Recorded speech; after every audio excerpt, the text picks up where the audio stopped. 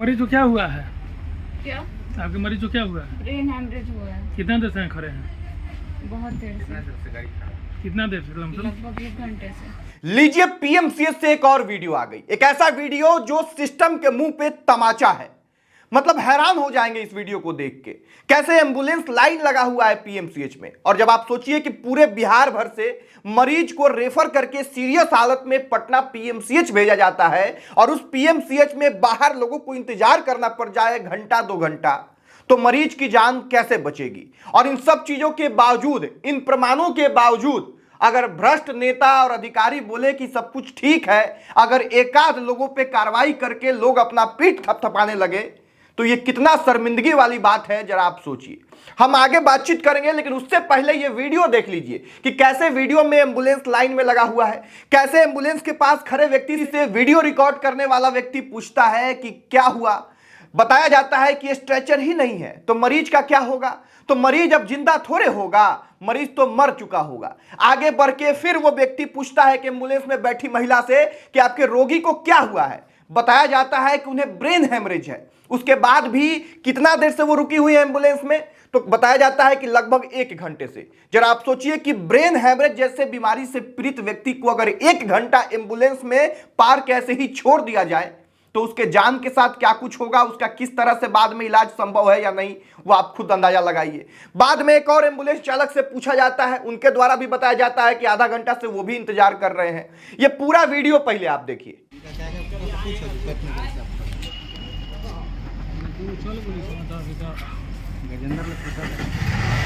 कितना देर खड़े हैं? 2 घंटा से। क्या है? ट्रॉली है या नहीं है? मरीज मर जाएगा? मर गया कि लगता है भाई उसमें।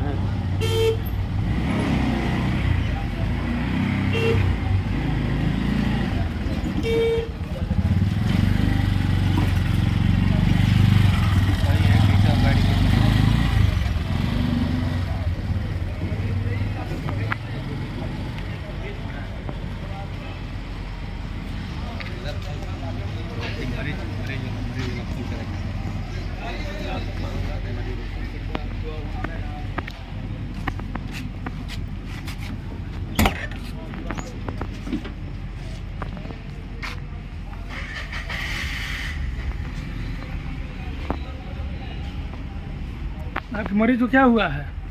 क्या आपके मरीज को क्या हुआ है? ब्रेन हेमरेज हुआ है। कितना देर से खड़े हैं? बहुत देर से, कितना देर से? लगभग 1 घंटे से। 1 घंटा से। जी। ठीक।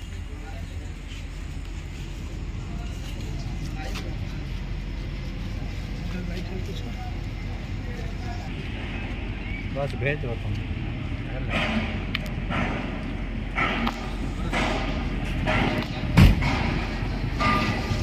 कितना देर से खड़ा है?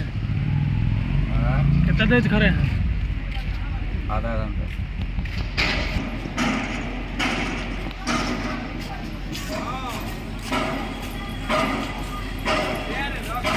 अब जरा आप सोचिए कि आजादी के इतने वर्ष बाद भी हमारे बिहार में स्वास्थ्य संबंधी समस्याओं के लिए आम लोगों को, गरीबों को ऐसे झेलना पड़ता है। हम अपने स्वास्थ्य का, हम अपने इलाज का व्यवस्था ठीक से नहीं कर पाते हैं। हम दूसरे राज्यों के मुकाबले आगे कैसे बढ़ेंगे? और कार्रवाई क्या होती है? 1 या 2 लोगों पे कार्रवाई करके अपना पीठ थपथपाया जाने लग जाता है। एक डाटा जो है जारी कर दीजिए सरकार के अंदर। अगर बैठे लोगों को अपने आप पे इतना कॉन्फिडेंस है तो एक डाटा जारी कर दीजिए कि पीएमसीएच में प्रतिदिन कितने मरीज जाते हैं और कितने मरीजों की मौत होती है। दूध का दूध और पानी का पानी हो जाएगा, लेकिन ऐसा कुछ नहीं होगा।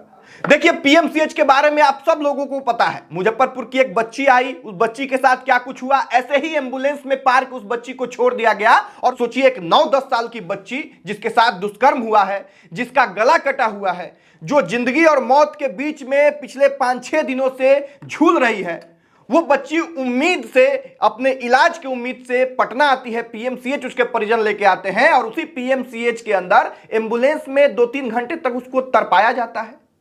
और बाद में कार्रवाई के नाम पे 1 लोगों 2 लोगों पे कार्रवाई कर दी गई, अपना पीठ थपथपाया जाने लग गया। यह सिर्फ उस बच्ची की कहानी नहीं है। ना जाने बिहार के कितने गरीब लोग प्रतिदिन पीएमसीएच में जाते हैं और उन लोगों के साथ में यही होता है।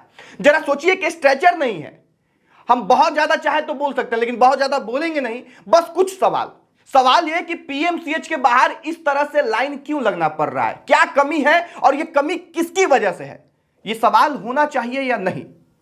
पीएमसीएच में अगर इस व्यक्ति के द्वारा बताया जा रहा है कि स्ट्रेचर ही नहीं है इमरजेंसी में, तो इमरजेंसी में जब मरीज आएंगे तो उन्हें कैसे अंदर ले जाया जाएगा, और अगर स्ट्रेचर नहीं है तो क्या इसकी सूचना सरकार को दी गई है, किसकी गलती है, स्ट्रेचर क्यों नहीं है, क्या वहां पे सरकार के द्वारा नहीं दिया गया है या वहां के अधिकारियों की कमी है, आखिर ये जांच होना चाहिए या नहीं होना चाहिए कि किसकी वजह से वहां पे स्ट्रेचर नहीं है, या तमाम जो असुविधाएं हैं पीएमसीएच में वो किसकी वजह से है।